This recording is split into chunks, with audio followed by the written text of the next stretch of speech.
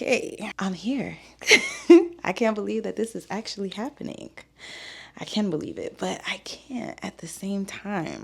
Whew.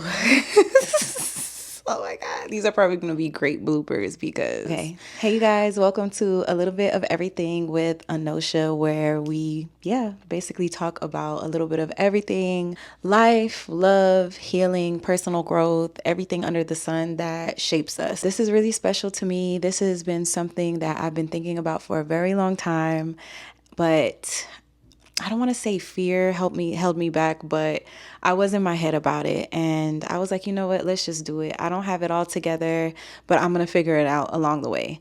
And to be honest with you, I'm the type of person, I want to have it all together. I want to have it all figured out because I just want to come correct in a certain type of way. But I think so far we're doing pretty good. I love my setup. I wanted the first episode to be something that was meaningful, and I felt like it was fitting to choose this topic today because today makes 2 years since I became a homeowner, first-time homeowner, and 2 years today I closed on my first home, and my God, it was an experience.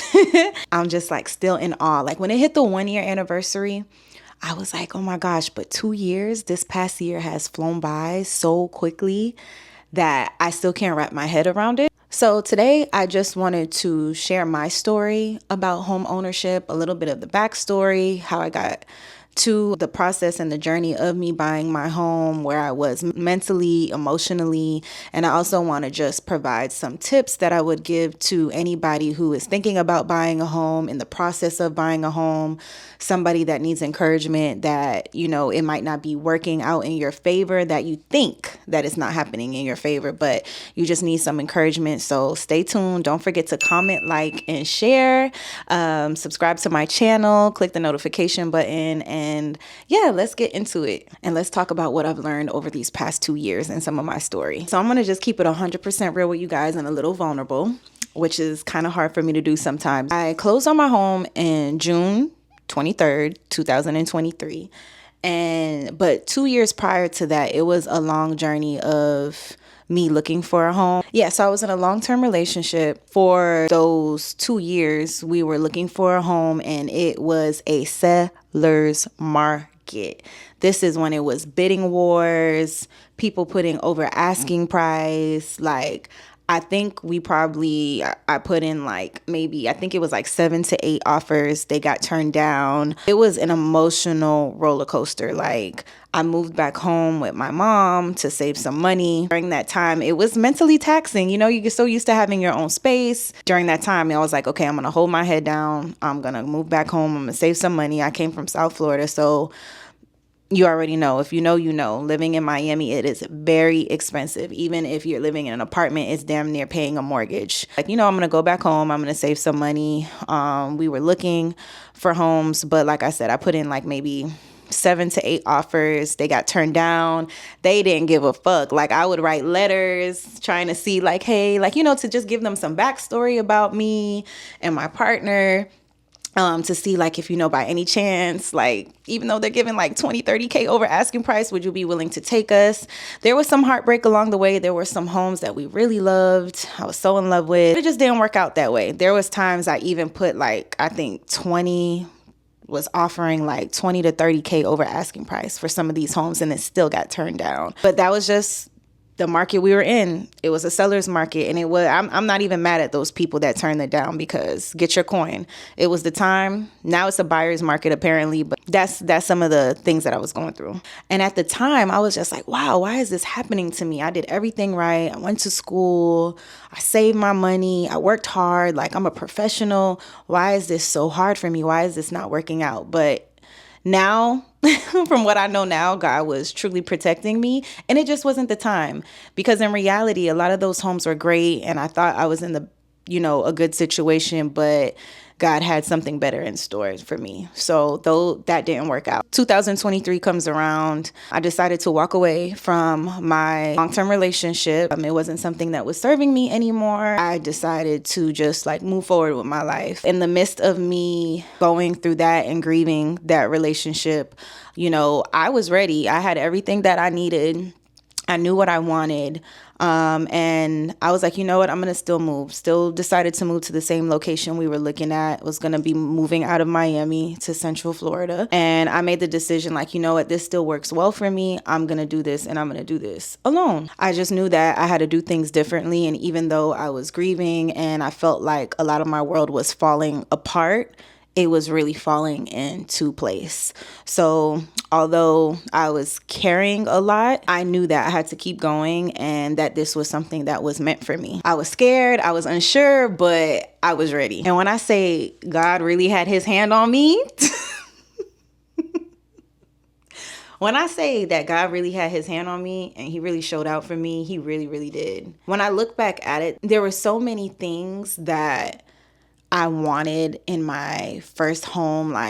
Before I decided to do it independently, a lot of those things that I wanted wasn't something that, there wasn't a lot of compromise. With me going on this endeavor by myself, I knew that, okay, I'm going to try to do the best that I can, but I really hope and pray that I can get everything that I wanted. So in my vision, I knew I wanted a new construction home. I wanted a home that I just could start fresh, that was just my energy, not moving into a house where other people have lived there and created their own memories or had their own energy. And don't get me wrong, there's nothing wrong with moving into a home that other people have lived in. But I just knew for me, I wanted a new construction. And it was always my dream to have like a house, like a corner lot, even in like maybe like a cul-de-sac. I just knew I wanted to live in a peaceful area, area that had like good customer service, people who were nice, polite, kind, because coming from Miami, like Miami-Dade County,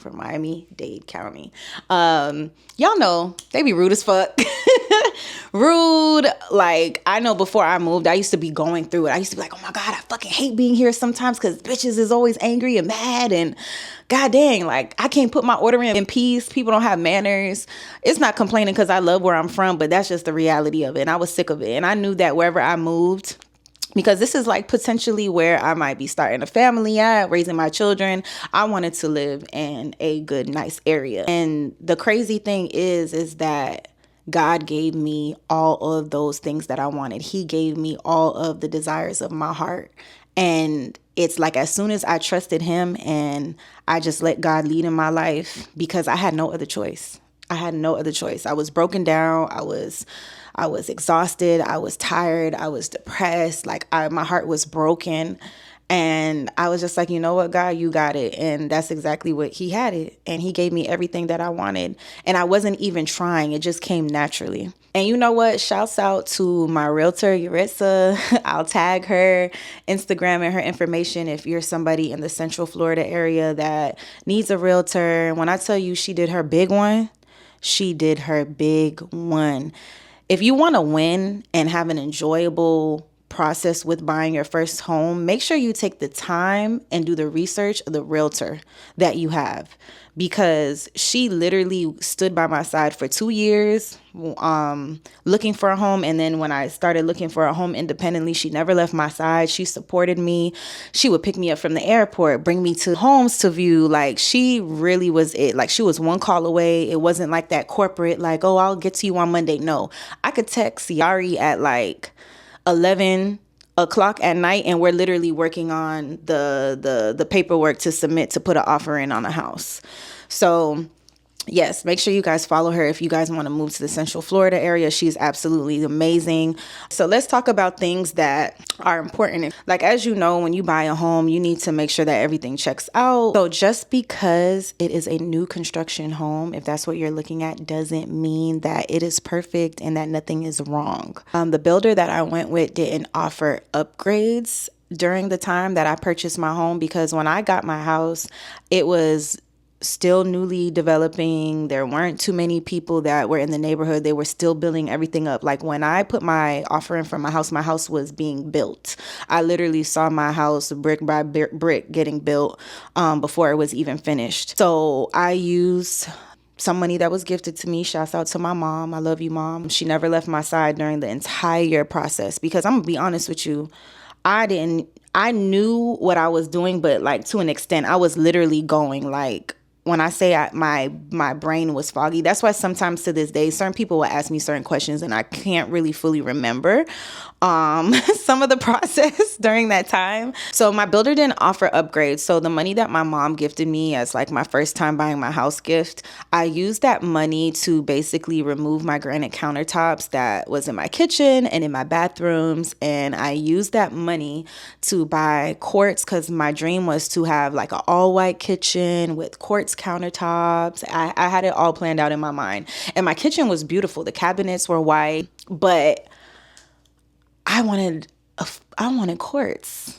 I wanted quartz. Like I needed that. So my realtor connected me with a great place, found the quartz that I wanted. It was a great deal. And literally like, was it like a week or so after I moved, they came in, they removed the granite in the kitchen and the bathrooms and placed the quartz, and it looks absolutely beautiful. Like I love my kitchen. I love my bathrooms. I think that was the best thing that I did. And it was smarter for me to go that route opposed to looking at different homes just so I could get the upgrades and get that type of kitchen with those type of countertops, because I would have ended up spending like 5 times more money just to have that option.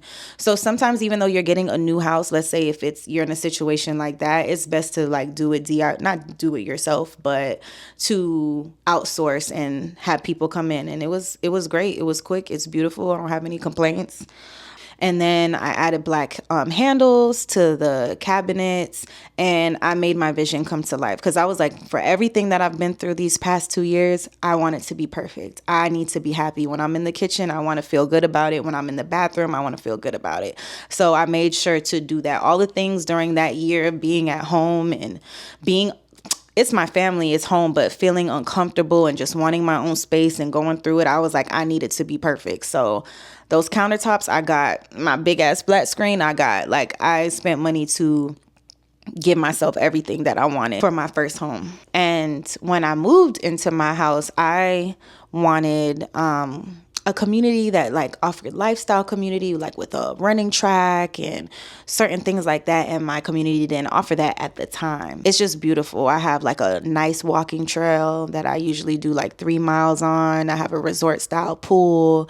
It's perfect. So all those things, even in the moment when I closed that I thought I wasn't going to have, I ended up having. There's a playground area for children. I don't have any kids, but I just like to know that option is there for when I do have children or when I have kids visit my home, my family.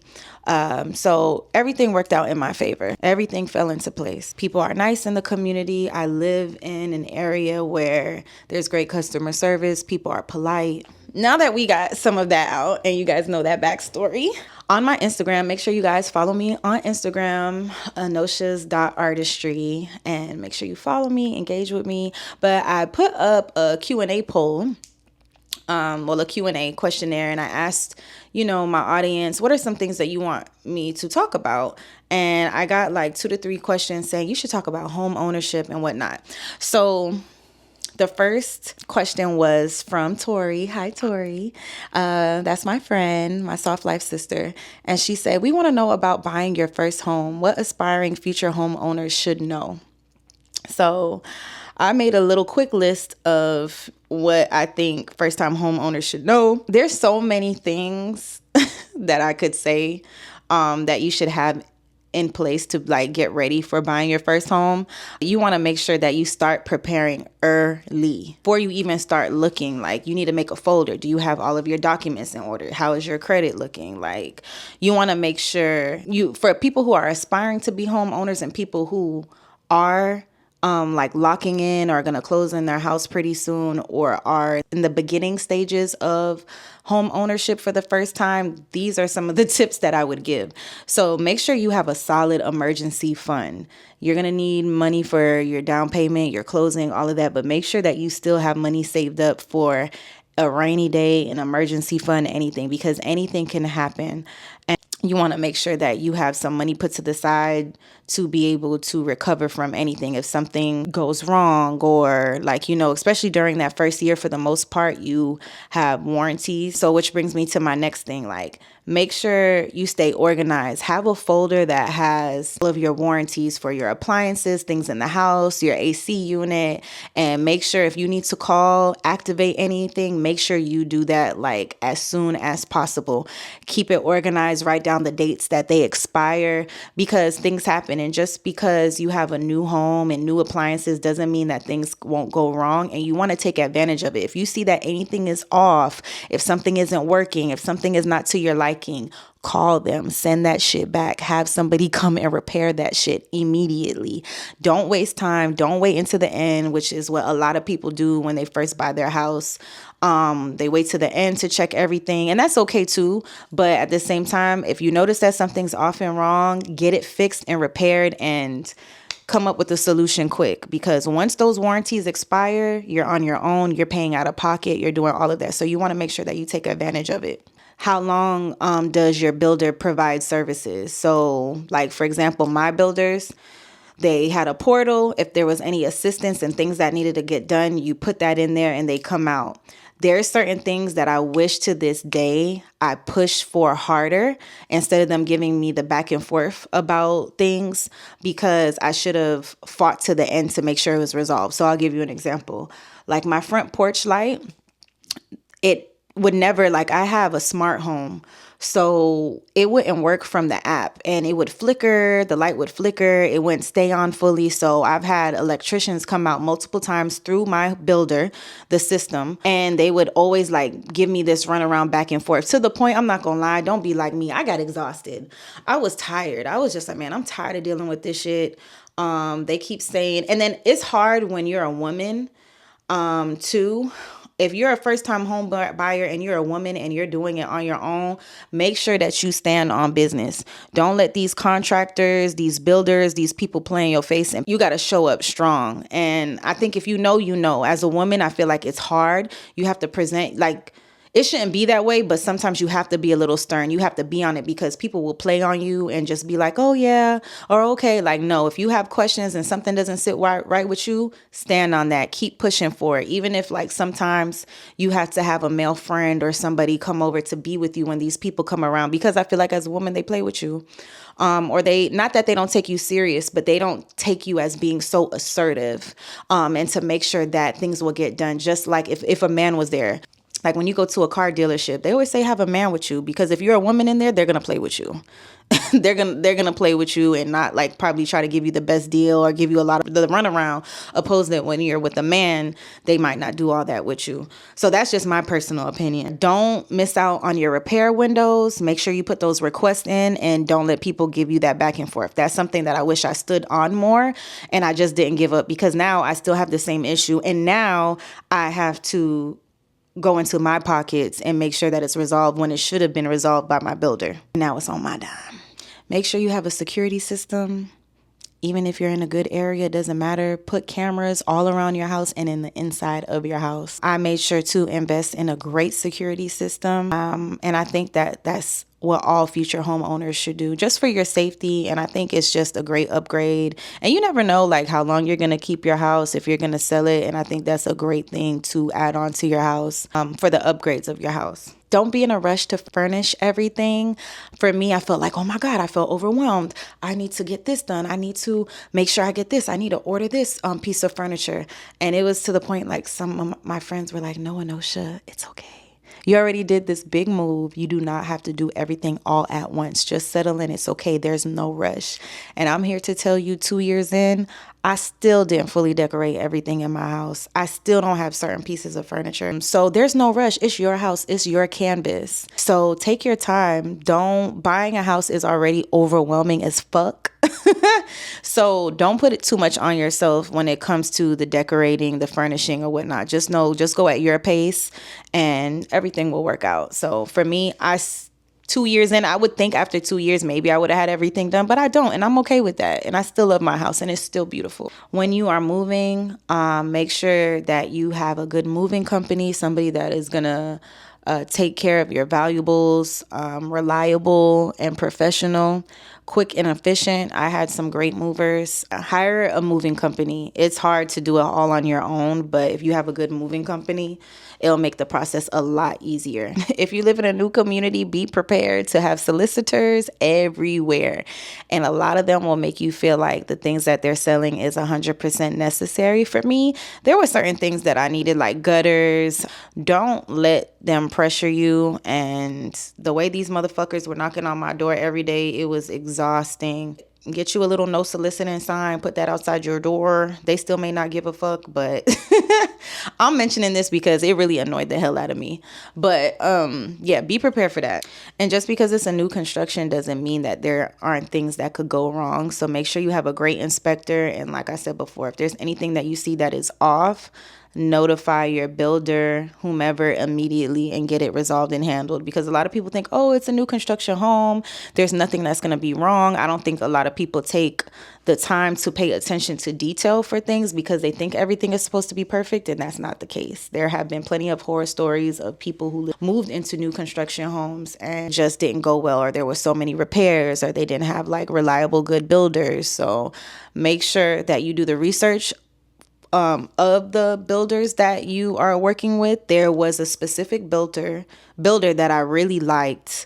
I heard so many horror stories about them. Their homes are beautiful. I love the finishings, the way they build their home, but it was too many horror stories about it being a year, 2 years later, and they still haven't done the repairs that they were supposed to do after their inspection and stuff. So that matters. Whatever things that glitter isn't always gold. So make sure you do your research and you notify anything that seems off, and make sure your homeowner's insurance matches the needs of your home and the things that you need.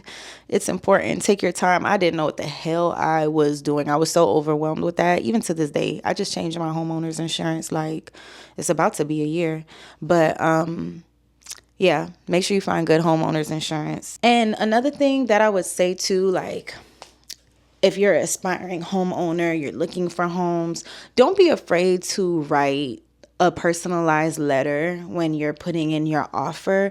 Jackiana, she just posted a video about home ownership or something, and she was talking about her story of putting in the offer that her and Dennis put in, her husband, for their home.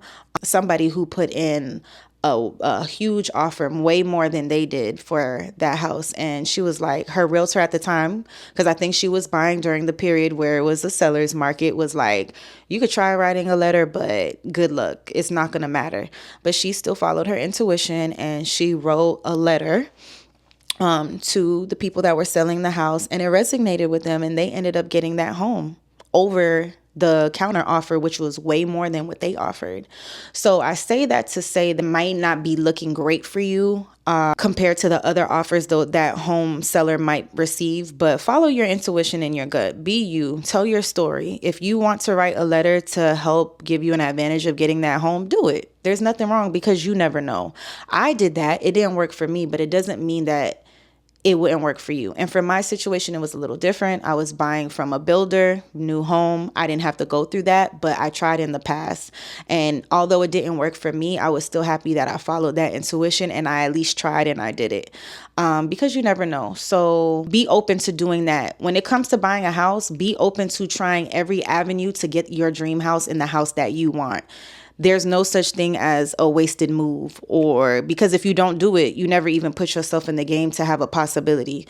So as long as there is some type of percentage or a chance is still a chance. It's still a probability. So bet on yourself and write that letter. I just felt like that was a great story that she shared. And I think that is something that is important. My good friend, Chanel, love you so much. She asked, what's life like now after being a first-time homeowner for 2 years? It's been rewarding. It's been humbling. It's been peaceful. It's been like just so rewarding. I cannot believe that it's been 2 years since God has blessed me with this home, and it still feels like, it's weird. It still feels like it was yesterday. like it was yesterday, but then it does feel like it's been a minute.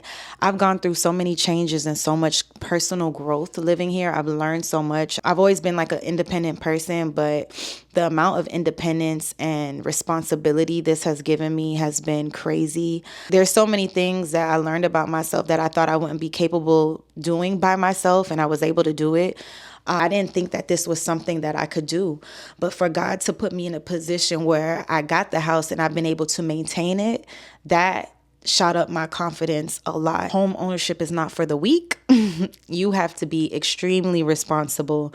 You have to take care of your house, because I see how some people can let things go. And, I'll see certain houses on the block. Like, I live in a fairly nice neighborhood, don't get me wrong, but I'm just like, ooh, I don't like how their grass is, or ooh, they let this go. It's like you change as a person. Like, I love when I see rain is coming, because it's like, oh yeah, my grass is about to get some rain. Or, oh, I see what the neighbors did to their house. I want to try this for home improvement, or I want my landscapings to look like this. Or like even the journey of doing certain upgrades. Like, I got a privacy gate in my home. I love it. I love being outside. I love walking in my community. I love going to the pool. Like, I just love the rewards and like the fruits of my labor of getting to this point. So, it's a lot. It's stressful as fuck some days, but it's worth it. Like, there's times, like, let's say I'll go out of town, and when I come home, I'm like, oh my God, thank you, God. I immediately just start, every time I go out of town and I come home, because, they always say, like, there's no place like home. But every single time I go out of town and I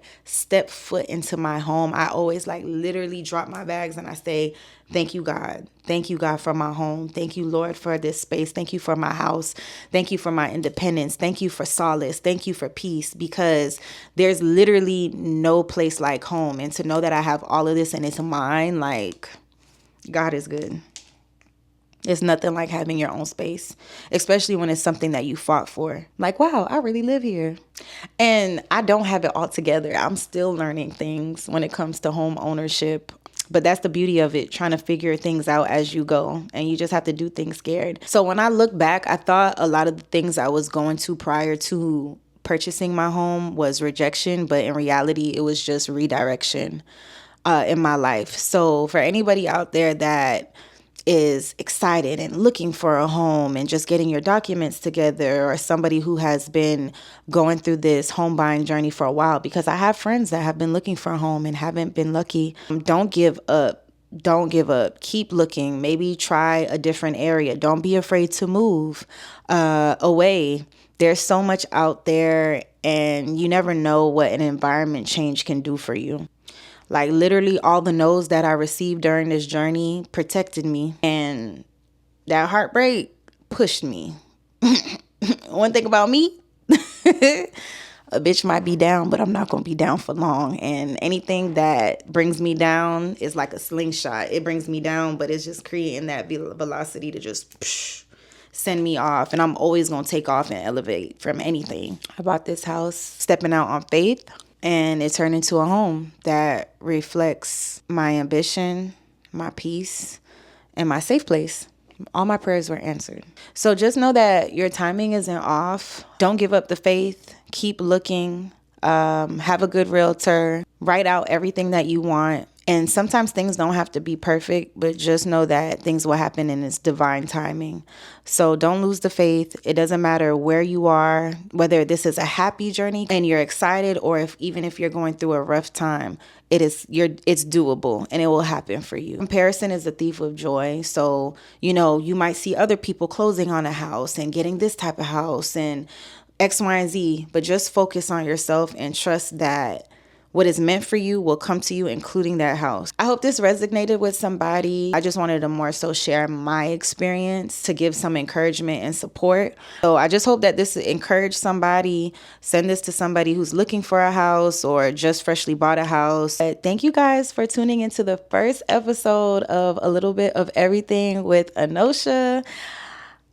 This was really freeing and exciting. Don't forget to subscribe to my YouTube channel, and give me some feedback in the comments. Like, are you a homeowner? How do you feel?